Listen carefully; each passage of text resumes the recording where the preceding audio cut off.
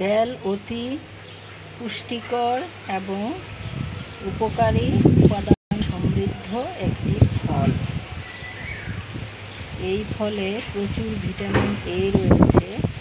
চোখের দৃষ্টিশক্তি বৃদ্ধি করে, চোখের যে কোনো রোগ, রাতকানা রোগ, চোখের সমস্যা সমাধান করে।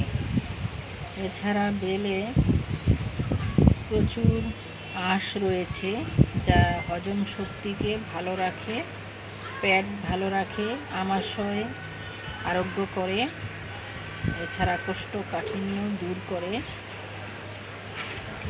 বেল দেহকে শীতল রাখে।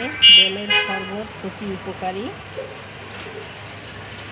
প্রতিদিন সকালে বেলের শরবত খেলে উপকার পাওয়া যায়। যাদের চিনিতে সমস্যা বা মোটা হয়ে যাওয়ার, ওজন বেড়ে যাওয়ার ভয় আছে এবং ডায়াবেটিস আছে, তাদের জন্য চিনি ছাড়া বেলের শরবত অতি প্রয়োজনীয়। এছাড়া বেল অনেক পুষ্টিগুণে ভরপুর।